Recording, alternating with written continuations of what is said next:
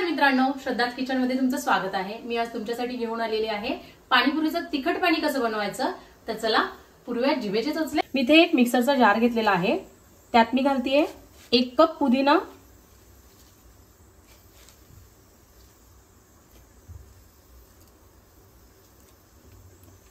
अर्धा कप कोथिंबीर,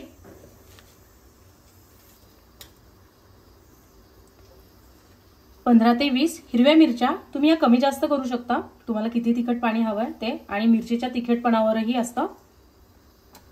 हे घेते 1 इंच आलं थोडंसं चिरून घेतलंय, 5-6 लसणाच्या पाकळ्या घेतल्यात। आता मी आताच हे जे बाकीचे काही गोष्टी आहेत त्याही घालणार आहे, जेणेकरून ते छान मिक्स होतं आणि पाण्याची चव खूप छान येते। 1 टेबलस्पून मी इथे घालते आमचूर पावडर, 1 टीस्पून जीरा पावडर, चवीप्रमाणे आपलं जे नॉर्मल मीठ आहे ते,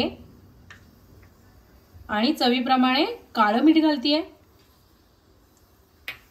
आता यात थोडंसं, अगदी थोडंसं पाणी घालते आणि याची छान पेस्ट करून घेते।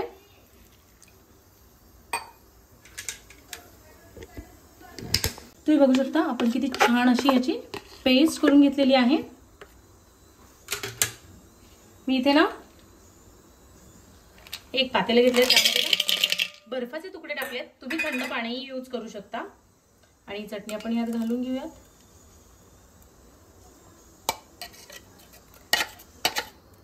यात ना थोडंसं पाणी घातलंय आणि तेच मिसळून घेते। आता तुम्ही यात ना पाण्याची कन्सिस्टन्सी ऍडजस्ट करू शकता।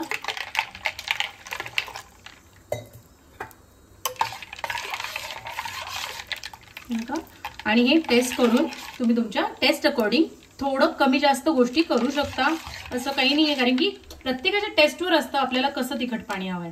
आपलं तिखट पाणी रेडी आहे। आता याच पाण्यात मी घालते आपली ही जी खारी बुंदी असते ती, आणि आता मस्त असं सर्व करून घेऊया। आता आपण पाणीपुरी बघूया टेस्ट करून। ही चिंच आणि खजूरची चटणीची रेसिपी मी तुमच्याबरोबर ऑलरेडी शेअर केलेली आहे, तुम्ही नक्की रेसिपी चेक करा।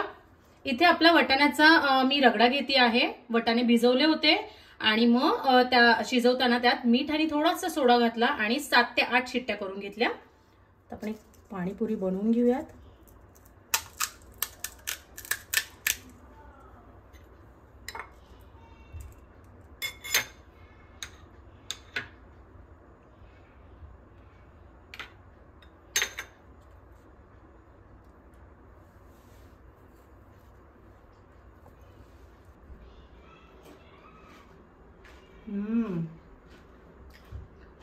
अप्रतिम झाली आहे।